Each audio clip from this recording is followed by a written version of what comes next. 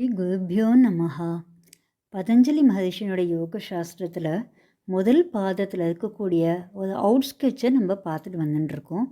யோகங்கிறதுக்கு உண்டான ஒரு அவுட் ஸ்கெட்சை கொடுத்துருக்கு. அதில் சாஸ்திர ரீதியாக என்ன சொல்லியிருக்கோ அந்த யோகத்தில் சொல்ல போகிறேன்னு ஆரம்பித்து மனசனுடைய சித்த விருத்தி நிரோதம் அப்படிங்கிறத சொல்லிவிட்டு அதை எப்படி நம்ம படிப்படியாக அலைகளை கட்டுப்படுத்தி நம்ம மனசை அமைதியாக ஆக்கலாம், அந்த மனசனுடைய அமைதி நிலைமையிலேருந்து அந்த யோகத்தை எப்படி ஆரம்பிக்கலாம், அப்புறமா ஈஸ்வர பிரணிதானம் எப்படி பண்ணிக்கலாம், மனசில் இருக்க வேண்டிய எண்ணங்கள் என்னென்ன, மைத்ரி, கருணா, முதிதா, உபேக்ஷானாம் அப்படிங்கிற எண்ணங்களை நம்ம நல்லா ஜெனரேட் பண்ணிக்கணும்.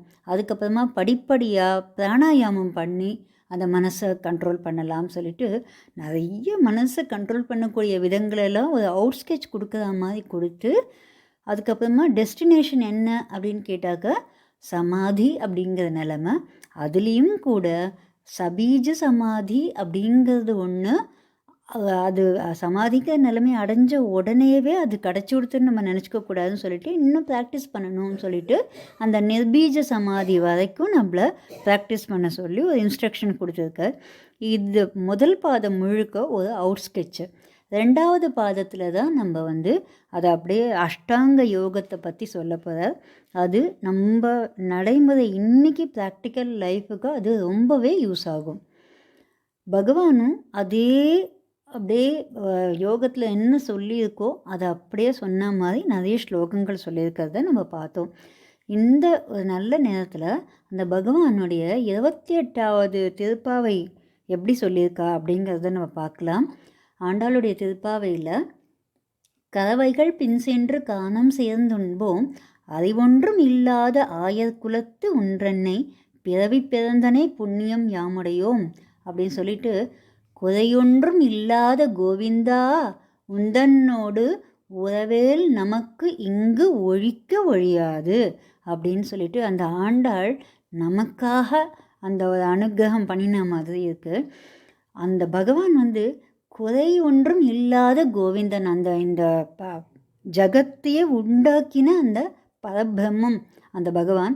அப்படிப்பட்ட அந்த பிரம்மமே பகவானா, அதாவது கிருஷ்ணமூர்த்தியாக நம்மளுக்கு முன்னாடி நிற்கும் பொழுது அந்த பகவானுடைய உறவேல் நமக்கு இங்கு ஒழிக்க ஒழியாது அப்படின்னு சொல்லிட்டு அவனோட நம்மளுக்கு அந்த உறவு நீண்டுண்டே இருக்கும் அப்படின்னு ஆண்டாள் சொல்லியிருக்கா இல்லையா. அதை மனசில் நம்ம தியானம் பண்ணிட்டு நம்மளுடைய யோகத்தை நம்ம தொடரலாம். இந்த 2வது அத்தியாயத்தை நம்ம பார்க்குறதுக்கு முன்னாடி அந்த தர்ம கீர்த்தி அப்படிங்கிற ஒரு ராஜானுடைய கதையை நம்ம முன்னாடி பார்த்துன்னு வந்தோம். அந்த கதையை நம்ம இப்போ கொஞ்சம் பார்க்கலாம். ஒரு ஆசிரமத்தில் ரிஷிக்கு ஒரு அழகான குழந்தை பிறந்திருந்தது. ரொம்ப ஆச்சரியமாக இருந்த அந்த குழந்தை என்னன்னு கேட்டால், பிறந்த அன்னிலிருந்தே நினைவு தெரியாத போது கூட ஏகாதசி அன்னைக்கு பால் சாப்பிட மாட்டானான். அப்படியே வளர்ந்துட்டு வந்தபோது அவள் எல்லாருமே என்ன பண்ணியும் அந்த ஏகாதசி தினத்து அன்னைக்கு மட்டும் எந்த சாதமும் எந்த உணவுமே எடுத்துக்காமல் இருந்துட்டு இருந்தா. இப்படி இருக்கும்பொழுது அந்த குழந்தைக்கு ஒரு 5-6 வயசு ஆயிடுச்சு. அப்போ ஒரு நாளைக்கு அவள் அப்பா அந்த குழந்தைய கூப்பிட்டு கேட்டா, அந்த பையனை கூப்பிட்டு சிவபத்ரன் அப்படின்னு அந்த குழந்தைக்கு பேர் வச்சிருக்கா அவள் அப்பா. அப்பா ஏன்பா நீ இந்த வயசுலேயே இப்படி இருக்க, ரொம்ப ஞானவானா இருக்க, யார் கூடயும் விளையாட போக மாட்டேங்கிற, அனாவசியமாக ஒரு வார்த்தை கூட நீ பேச மாட்டேங்கிற, ஆனால் இந்த மாதிரி ஏகாதசி தினத்துலேயும் நீ எப்படி நீ இந்த மாதிரி இருக்க அப்படின்னு உனக்கு எப்படி இந்த ஞானம் வந்ததுன்னு அவர் கேட்கும்பொழுது அந்த சிவபத்ரன் தன்னுடைய கதையை சொல்ல ஆரம்பிச்சுட்டுருக்கான். நான் தர்மகீர்த்தி அப்படிங்கிற ஒரு ராஜாவாக இருந்துட்டுருந்தேன் போன ஜென்மத்தில். அப்போது ரொம்ப தர்மவானாக தான் இருந்துட்டு இருந்தேன். ஆனால் ஒரு சமயம் அங்கே தத்துவ ஞானத்தை அடையணும்னு ஆசைப்பட்டுண்டு தத்தாத்திரேய பகவான்கிட்ட நான் ஞான உபதேசம் வாங்கிட்டேன். அந்த தத்துவ ஞானத்தை அவர்கிட்ட உபதேசம் வாங்கிட்டும் கூட அபியாசம் பண்ணாமல் எல்லாருக்கும் அதை உபதேசம் பண்ண ஆரம்பிச்சிட்டேன். அப்போது எல்லாரும் என்ன பண்ணினா, ஏதேதோ தெரியாத மாதிரியெல்லாம் கேள்விகள்லாம் கேட்டு நானும் கிரிட்டிக் ஆகுற மாதிரி ஆயிட்டேன். நானும் நாஸ்திகவாதியாக ஆயிட்டேன். அப்போது ஒரு சமயம் அந்த நாஸ்திகவாதிகளோடு சேர்ந்து காட்டுக்கு வேட்டையாடகத்துக்காக போனேன். அப்போ வேட்டையாட போகும்போது ரொம்ப தூரம் போய் போய் போய் போய் எனக்கு தண்ணி தாகம் பசி எல்லாம் இருந்தது. யாருமே எனக்கு உதவி பண்ணுறவா இல்லை. அப்போ கடைசியில் பிராணன் போகக்கூடிய அந்த ஒரு நிலையில் அங்கே ஒரு ஆசிரமத்தில் அவள் எல்லாருமே நிறைய ஆசிரமத்தில் சேர்ந்து ஏகாதசி பஜனை பாடின்னு இருந்தா. அதை பாடின்னு இருக்கிறத கேட்டுட்டே வாக்க என்னுடைய பிராணனை நான் விட்டேனா, அதனால தான் இப்போ எனக்கு இந்த ஞானம் இருக்குது. அப்போது எனக்கு இந்த ஜென்மத்திலேயாவது போன ஜென்மத்தில் பண்ணின தப்பு பண்ணக்கூடாதுன்னு சொல்லிட்டு தான் நான் யார் கூடயும் சேர்றது கிடையாது, எந்த அனாவசிய பேச்சும் பேசுறது கிடையாது. ஏகாதசி தினத்தில் நான் உபவாசம் இருந்துட்டுருக்கேன்ப்பா.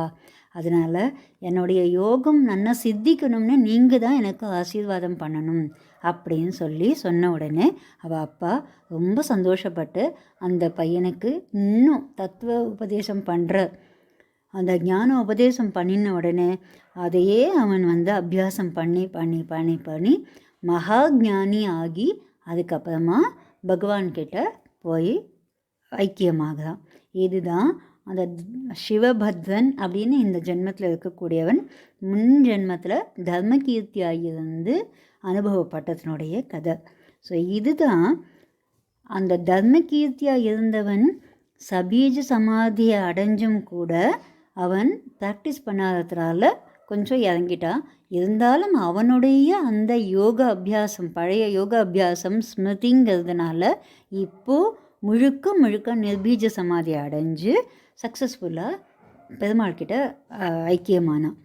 ஸோ இந்த தான் மகர்ஷி சொல்கிற அந்த சபீஜ சமாதியோடு இருக்கக்கூடாது, நிர்பீஜ சமாதியை வரைக்கும் நம்ம ட்ரை பண்ணணும்னு சொல்லிட்டு நம்ம 2வது அத்தியாயத்திலேருந்து, அதாவது 2வது பாதத்திலேருந்து நம்ம அப்புறமா பார்க்கலாம்.